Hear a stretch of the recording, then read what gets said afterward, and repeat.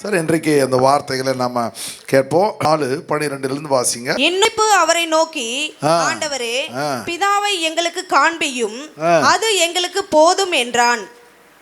அதற்கு இயேசு, பிலிப்புவே, இவ்வுலக காலம் நான் உங்களுடன் கூட இருந்து நீ என்ன அறியவில்லையா?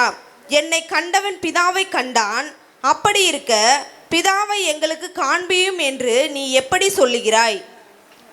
நான் பிதாவிலும் பிதா என்னிலும் இருக்கிறதை நீ விசுவாசிக்கவில்லையா? நான் உங்களுடனே கூட சொல்லுகிற வசனங்களை என் சுயமாய் சொல்லவில்லை. என்னிடத்தில் வாசமாயிருக்கிற பிதாவானவரே இந்த கிரியைகளை செய்து வருகிறார். நான் பிதாவிலும் பிதா என்னிலும் இருக்கிறதை நம்புங்கள். அப்படி இல்லாவிட்டாலும் என் கிரியை நிமித்தமாவது என்னை நம்புங்கள். மெய்யாகவே நான் உங்களுக்கு சொல்லுகிறேன். நான் என் பிதாவின் இடத்திற்கு போகிறபடியினால் என்னை விசுவாசிக்கிறவன் நான் செய்கிற கிரியைகளை தானும் செய்வான். இவைகளை பார்க்கிலும் பெரிய கிரியைகளை செய்வான். நீங்கள் என் நாமத்தினாலே எதை கேட்பீர்களோ குமாரனில் பிதா மகிமைப்படும்படியாக அதை செய்வேன். என் நாமத்தினாலே நீங்கள் எதை கேட்டாலும் அதை நான் செய்வேன். என் நாமத்தினாலே நீங்கள் எதை கேட்டாலும், பக்கத்தில் பார்த்து சொல்லுங்க, அவருடைய நாமத்தினாலே, இயேசு என்ன நாமத்தினாலே எதை கேட்டாலும் அதை செய்வார். ஹல்லேலூயா. ஆண்டவர் தேவன் இங்க ஒரு பெரிய வாக்கு தத்தத்தை தேவன் கொடுக்கிறத பார்க்க முடிகிறது. ஆண்டவர் இயேசு தேவனுடைய சமூகத்தில் நான் பாரத்துக்கு போகிறேன்னு ஆண்டவர் சொல்றாரு. சொன்ன உடனே அங்கே இருக்கிறவங்களுக்கெல்லாம் ஒரே கலக்கம் உண்டாகிவிடுது. எதுக்கு போகிறீங்க அப்படின்னு கேட்குறாங்க. உங்களுக்கு ஒரு இடத்த நான் ஆயத்தம் பண்ணுவதற்காக நான் செல்லுகிறேன். ஆயத்தம் பண்ணின பின்பு நான் திரும்ப உங்களுக்காக வருவேன் அப்படின்னு சொல்லி அவர் சொல்கிறாரு. அப்பொழுது பிலிப்பு என்ன சொல்கிறான், ஆண்டவரே அப்படியானால் எங்களுக்கு பிதாவை காண்பியும். பிதா எப்படி இருப்பார் பார்த்துட்டோம், இன்னும் பிதாவை பார்க்கணும், பிதாவோட வீட்டை பார்க்கணும் அப்படின்னு சொல்லி நிறைய ஒரு காரியத்தை மனசில் இருக்குது கேட்குறான். உடனே ஆண்டவர் சொல்கிறாரு, என்னை கண்டவன் பின்னவன் நான் அவரிலும் அவர் என்னிலும் இருக்கிறதை விசுவாசிக்கவில்லையா அப்படின்னு சொல்லி அப்போ என்ன பண்ணுறாரு, பிதாவும் நானும் ஒன்றாக இருக்கின்றோம் என்று ஆண்டவர் அங்கே சொல்லுகிறத பார்க்க முடிகிறது. 12ஆம் வசனத்தை வாசிங்க. அதுதான் இன்றைக்கு நம்ம கொடுத்த அருமையான வேத வசனம். மெய்யாகவே நான் உங்களுக்கு சொல்லுகிறேன், நான் என் பிதாவின் இடத்திற்கு போகிறபடியினால் என்னை விசுவாசிக்கிறவன் நான் செய்கிற கிரியைகளை தானும் செய்வான். இவைகளை பார்க்கிலும் பெரிய கிரியைகளையும் செய்வான். என்னை விசுவாசிக்கிறவன் நான் செய்கிற கிரியைகளை தானும் செய்வான். இவைகளை பார்க்கிலும் பெரிய கிரியைகளை செய்வான். அப்போ ஆண்டவர் தேவன் அநேக கிரியைகளை செய்கிறார். கிரியைகள்லாம் என்ன? Good deeds. கிரியைகள்லாம் மிக முக்கியமாக நிறைய அற்புதங்களை செய்கிறார், அதிசயங்களை செய்கிறார், நல்லா டீச் பண்ணுறாரு, நல்லா நடக்கிறார். கிரியைகள்னால் எல்லாம் டோட்டல் காம்போன்னு சொல்லுவாங்க பாருங்களேன், காம்போ மீல் அப்படின்னு சொல்லுவாங்க பாருங்கள். ஆமாம், காம்போ மீல் அப்படி சொல்லுவாங்க. அந்த காம்போ மீல் எல்லாத்தையும் நான் செய்கிறாரு. எல்லா காரியங்களும் அற்புதம் செய்கிறாரு, ப்ராஃபஸி சொல்கிறாரு, அருமையாக டீச் பண்ணுறாரு, அவங்கள போஷிக்கிறாரு, காற்றையும் கடலையும் அதட்டுறாரு. அவர் செய்த கிரியைகள் ஒன்றுமே மனுஷன் அதுவரையிலும் பார்த்திராத கிரியைகள். 2000 வருஷங்கள் ஆபிரகாம் நாட்களில் இருந்து யாரும் செய்யாத கிரியைகளை செய்கிறார். செஞ்சுட்டு சொல்கிறாரு, இதை பார்க்கலும் பெரிய கிரியைகள் நீங்கள் செய்வீர்கள். ஹல்லேலூயா. நான் என்னென்ன கிரியெல்லாம் செஞ்சனோ அந்த கிரியையும் செய்வீங்க. அதை என்னை பார்க்கலும் பெரிய கிரியைகளை செய்வீர்கள். இந்த வாக்கு தத்தங்களை கொடுத்துட்டு சொல்கிறாரு, என் நாமத்தினாலே நீங்கள் எதை கேட்டாலும் அதை நீங்கள் பெற்றுக்கொள்வீர்கள். ஸோ நம்ம என்ன செய்யணும்? ஆண்டவருடைய சமூகத்தில் ஆவியான நம்ம ஆண்டவர் எதெல்லாம் செஞ்சாரோ அவற்றையெல்லாம் நாமும் செய்ய முடியும் என்று விசுவாசிக்க வேண்டும். அல்லேலூயா. அப்போ விசுவாசிக்க வேணும்னா அப்போ எப்படி இருக்கணும்? எப்படி குமாரன் எப்படி கிறிஸ்துவுக்குள் இருந்தாரோ, கிறிஸ்துவுக்குள் இருந்தாரோ, அதுபோல் பிதா எப்படி கிறிஸ்துவுக்குள் இருந்தாரோ, அதுபோல நாம கிறிஸ்துவுக்குள்ளே போகும்பொழுது பிறகு ஆண்டவர் என்ன செய்வார்?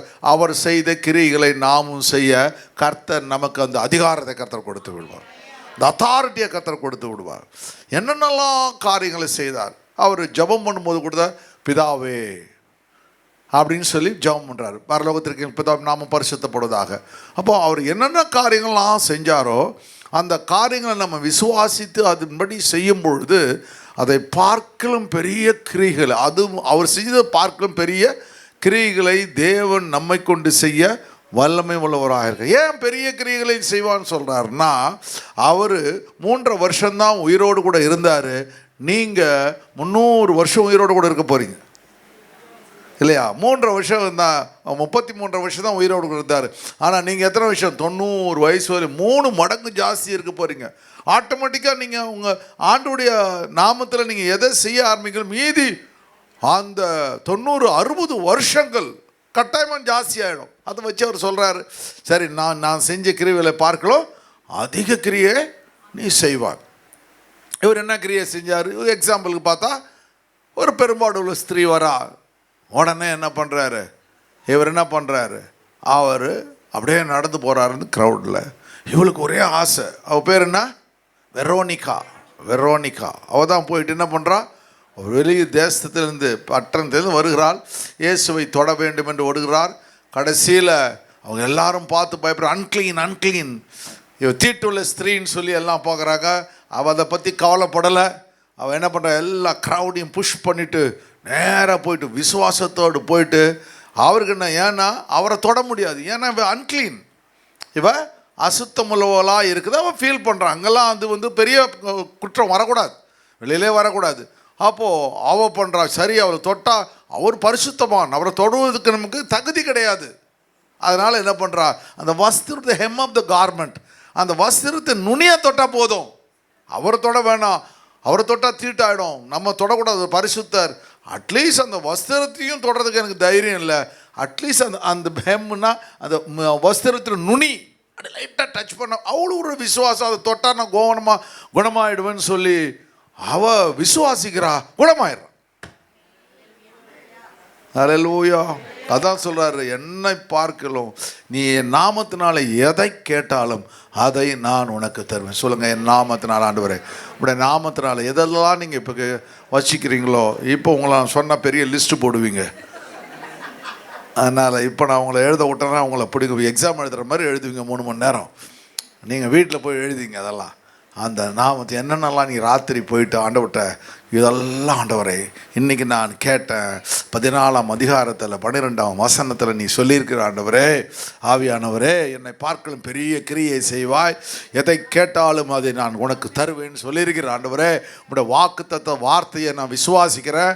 எனக்கு இந்த காரியத்தை நீ செய்ய வல்லமை உள்ளவராக இருக்கிறீர். ஹல்லேலூயா, ஹல்லேலூயா, ஹல்லேலூயா. ஆண்டவரால் கூடாத காரியம் ஒன்றுமில்லை. கரங்களை தட்டி கத்துக்க நன்றி செலுத்துங்க. ஹல்லேலூயா, ஹல்லேலூயா. அப்போ ஒரே நிமிஷத்தில் அங்கே அந்த ஹெம் ஆஃப் த கார்மெண்ட், அந்த வஸ்திர நுனி, அது அற்புதத்தை செஞ்சிடுச்சு. அவளை தொடலை, அவர் ப்ரேயர் பண்ணல, பெரிய நீண்ட ஜபம் இல்லை, பிசாசு அதட்டல, போ பிசாசே, இந்த வியாதியை கொண்டு வந்த பிசாசே, போ இயேசுவின் நாமத்தில் உன்னை பாதாளத்தில் கட்டி. பாதாளத்துக்குன்னா அவன் போவே இல்லை, இவர் கட்டிடுவார். அப்போ உன் பாதாளத்தில் கட்டி உன்னை முத்திரை போடுகிறேன் அப்படின்லாம் எதுவுமே சொல்ல. அவர் சொன்னார், யார் என்னை தொட்டது? ஹல்லேலூயா. அப்போ அவ்வளோ பெரிய, அப்போ அத்தனை பேர் தொட்டவங்கெல்லாம் விசுவாசம் இல்லாமல் தொட்டாங்க. அத்தனை பேர் தொட்டவங்கெல்லாம் சும்மா இயேசுவை தொட்டால் ஏதாவது கிடைக்குமேன்னு தொட்டாங்க. இவன் ஒருத்தவ தான் விசுவாசத்தோடு தொட்டாள், தேவையோடு கூட சொட்டான். ஹல்லேலூயா. உங்கள் தேவையோடு கூட தேவனிடத்தில் தெரிங்கி வரும்பொழுது, விசுவாசத்தோடு தேவையோடு நம்பிக்கையோடு வரும்பொழுது தேவன் உன் தேவைகளை சந்திக்க வல்லமை உள்ளவராக இருக்கிறார். ஹல்லேலூயா. பாருங்க, அப்போ ஆண்டவர் சொல்றாரு, நீ நான் செய்த கிரியைகளை செய்வாய், இதை பார்க்கலும் பெரிய கிரியைகளை செய்வார். அப்போ பவுல் இவர் வஸ்திரத்தை தொட்டானா குணமாகுது, பவுல் வஸ்திரத்தின் உருமால்களை தூக்கி போடணும் குணமாகுது. அந்த கர்ச்சிப், ஹேண்ட் கர்ச்சிப் அதை எடுத்துட்டு போறானுங்க, பயங்கரமான சுகம் உண்டாகுது. அதை விட பார்க்கலாம் பேதுரு நடந்து போறான், நிழல் போட்டு சுகமாகறாங்க.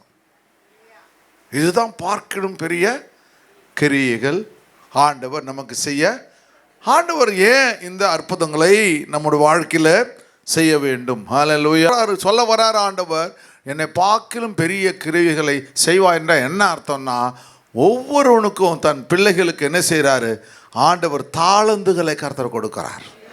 அந்த தாளந்துகள் பேர் குணமாக்கும் தாளந்து, ஜெபிக்கிற தாளந்து, பாடுகிற தாளந்து, இப்படி அநேக தாளந்துகளை தேவன் கொடுக்கிறார். அப்போது என்னை பார்க்க அதிக கிரியைகளை செய்வாய் என்றால் என்ன அர்த்தம்? அந்த தாளந்துகளை என்ன பண்ண வேண்டும்? நாம் பெரிதாக்க வேண்டும். பெரிதாக்கணும். எப்படி பெரிதாக்க மாட்டோம்? ஒரு செடி வளர்ந்த தண்ணி ஊற்றுறாங்க இல்லையா? ஒரு பையன் வளரணுன்னா அவன் சாப்பாடு சாப்பிட்றான், அவனுக்கு நரிஷ்மெண்ட் கொடுக்குறாங்க இல்லையா?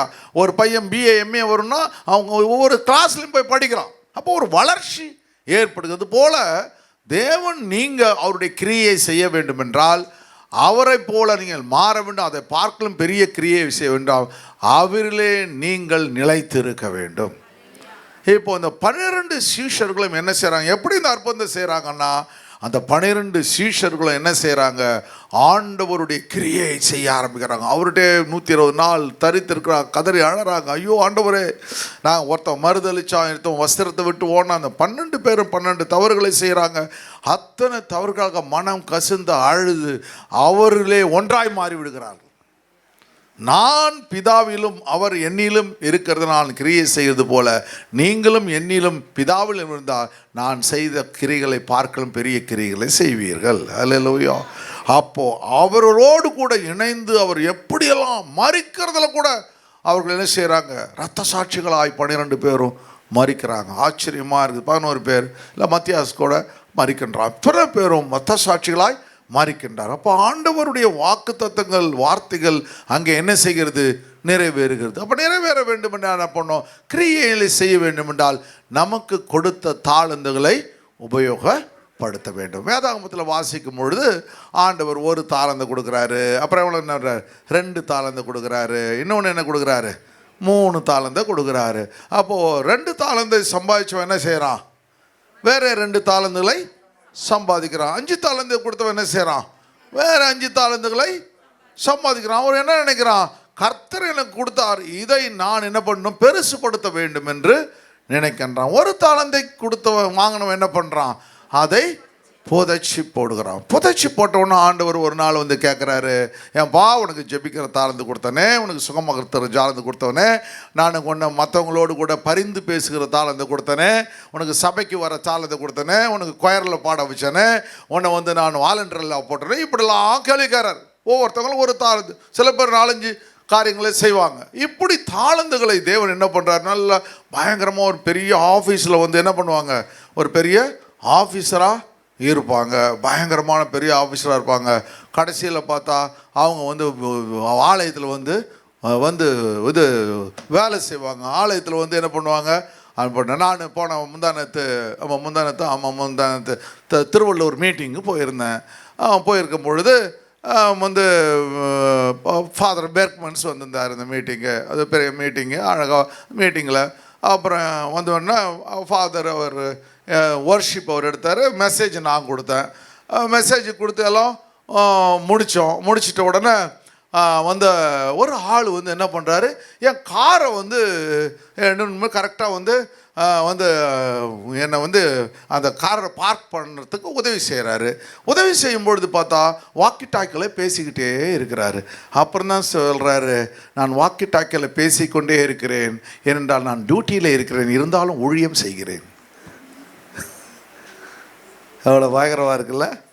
அவரு நான் இங்கே தான் சார் இருக்கிறேன், 102 103 என்ன பண்ணுறீங்க சார், எல்லாம் டிராஃபிக் நல்லா போயிட்டுருக்கு சார், அந்த பிரச்சனை இல்லை சார் அப்படின்னு பார்த்து போதுங்க அப்படி இப்படி.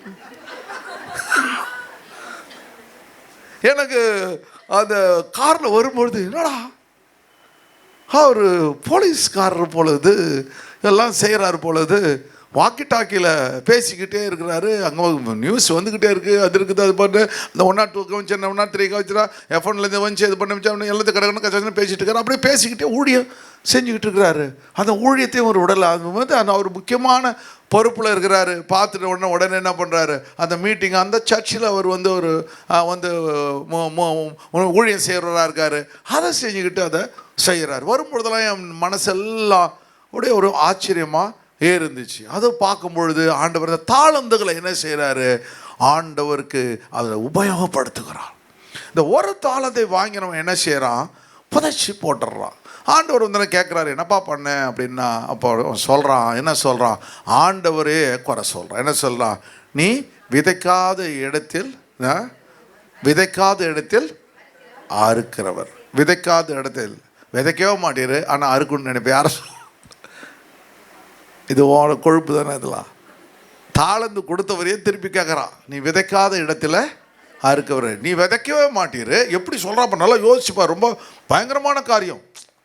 அதாவது ஒரு விதை வந்து முளைக்க வேண்டும் என்றால் அந்த விதை விதைக்கப்பட வேண்டும். அந்த விதை என்ன பண்ணணும், 3 நாள் காத்து இருக்க வேண்டும். அந்த விதை வந்து மறுபடியும் அது மேலே வளரும்.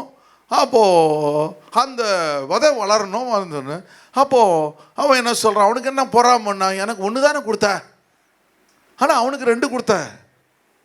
இது சபையில் வர பிரச்சனைகள். எனக்கு 1 தான் கொடுத்தீரு, அவருக்கு 2 கொடுத்தீரு, இன்னொரு 5 கொடுத்துட்டீரு. அவனுக்கு என்ன தெரியல, அந்த ஒரு விதையை அவன் ஒழுங்காக வந்து விதைச்சிருந்தான்னா அதுலேருந்து வர ஒரு கதிரை 100 நெல்மணி இருக்குமே, 1000 நெல்மணி இருக்குமே.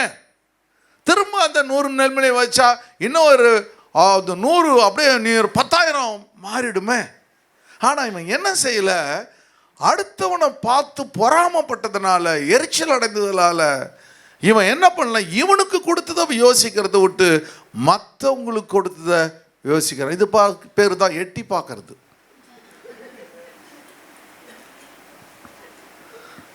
அப்படின்னு எட்டி பார்க்கறது. ஆண்டவர் நம்மை அழைத்தார். யாருக்கும் கிடைக்காத ஒரு ஸ்லாக்கியத்தை தேவன் நமக்கு கொடுத்தார். எத்தனையோ 140 கோடி மக்கள்ல கர்த்தர் உங்களை உங்க குடும்பத்தில் தெரிந்து கொண்டார். தெரிந்து கொண்டவர் உங்களுக்கு பாடல் தாளந்தோ, இல்லை ஜெபிக்கிற தாளந்தோ, இல்லை பிரேயர்ஸில் எடுக்கிற தாளந்தோ, ஏதோ ஒரு தாளந்த, வீடு சந்திக்கிற தாளந்தோ, போய் ஆறுதல் சொல்கிற தாளந்தோ, கவுன்சிலிங் கொடுக்குற தாளந்தோ, ஹாஸ்பிட்டல் மினிஸ்ட்ரியோ, ஏதோ ஒரு தாளந்தை தேவன் கொடுத்துட்றார். அந்த தாளந்தை எப்படி பெருக பண்ண வேண்டும். ஹாஸ்பிட்டல் மினிஸ்ட்ரி போகிறீங்கன்னா அங்கே போயிட்ட உடனே அங்கே போயிட்டு ஆக்சிஜன் டியூப் மிதிச்சுக்கிட்டு நிற்கக்கூடாது. ஆமாம், சாவ போகிறோன்னு முன்னாடி நீங்களே அமைச்சிடக்கூடாது. அது என்ன அங்கே என்ன பண்ணணும், போனதுக்கு முன்னாடி ஆண்டவரே ஆவியான நான் கவனமாக இருக்க கிருபை செய்யும் ஆண்டவரே, கவனமாக இருக்கு. சில பேர் நான் பார்த்துருக்கேன், ஹாஸ்பிட்டல் மினிஸ்ட்ரி வரும்போது நான் கவனிச்சுன்னே இருப்பேன். இங்கே அவங்க ஜெபம் பண்ணுறதுக்கு ஒருத்தன் படுக்கை போடுவாங்க, பக்கத்தில் ஒரு ஆள் அப்படின்னா, அப்புறம் எதுக்கு நீ அங்கே போகிற, இவ்வளோ பயம் இருக்கிற எதுக்கு ஹாஸ்பிட்டல் மினிஸ்ட்ரி போய் இங்கே என்ன பண்ண போகிற, நீயே பயந்தா எப்படி. ஆனால் போகும்போது மட்டும் வீர தீரமாக போய் இறங்குறது, வேனில் போய் இறங்குறது, வாட்டரில் போய் இறங்குறது. ஆனால் அங்கே போன உடனே பக்கத்து பெட்டை பார்த்து, எதிர்க்க பெட்டை பார்த்து அவன் இழுத்துட்டு இருக்கிறத பார்த்தா பயம் வந்துடுது. எதுக்கடா வம்பு இங்கே உள்ளே வந்தோன்னு சொல்லி பயத்தில் பண்ணால் ஒன்றுமே அங்கே நடக்காது. அது பயந்தவன் உயிரோட செத்தவன் இருக்குது, உயிரோட செத்தவன். அப்போது என்ன பண்ணுறேன், ஆண்டவர் அந்த போகும்போது, ஆண்டவரே நான் இன்றைக்கு ஹாஸ்பிட்டல் மினிஸ்ட்ரி போகிறேன், ஆண்டவரே தேவனே ஒரு அற்புதத்தை செய்யுங்க ஆண்டவரே. இவன் என்ன செய்கிறான் அப்படின்னா, அந்த வசனம் சொல்லுது 25 சொல்லுது பாருங்க, அது நல்லா படிச்சாதான் இன்னும் நல்லா புரியும். அது ஆகையால் நான் பயந்து போய் உமது தாளந்தை நிலத்தில் புதைத்து வைத்தேன். உமது தாளந்தை அவன் சொல்லும்போது நல்லா தான் சொல்றான். ஆண்டவரே உன் தாளந்தை கொடுத்தது தான் நல்லதான் இருக்குது, ஆனால் நான் பயந்துட்டேன். ஏன் பயந்தான் தெரியல. ஏன் பயந்தான், இந்த தாளந்தை என்னால் வர்த்திக்கு பண்ண முடியாதுன்னு நினச்சானோ, இல்லது வந்து ஆண்டவர் திரும்ப கணக்கு கேட்டால் என்ன செய்யுதுன்னு நினச்சானோ, எதுவுமே ஒரு பயத்தின் ஆவி வந்துடுச்சு. இதோ உம்முடையதை வாங்கிக் கொள்ளும் என்றான். உம்முடையதை வாங்கிக் கொள்ளும் என்றான். அவனுடைய எஜமான் பிரதியுத்தரமாக, பொல்லாதவனும் சோம்பலுமான ஊழியக்காரனே, பொல்லாதவனும் சோம்பலுமான ஊழியக்காரனே, நான் விதைக்காத இடத்தில் அறுக்கிறவன் என்றும், நான் விதைக்காத இடத்தில் அறுக்கிறவன் என்றும், தெளிக்காத இடத்தில் சேர்க்கிறவன் என்றும் அறிந்தாயோ?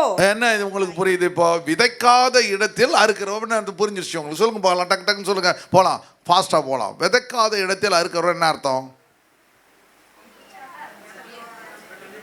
ஓகே, ஒரு ஃபார்மர் என்ன பண்ணுவார், ஒரு குடியானவன் என்ன பண்ணுவார்,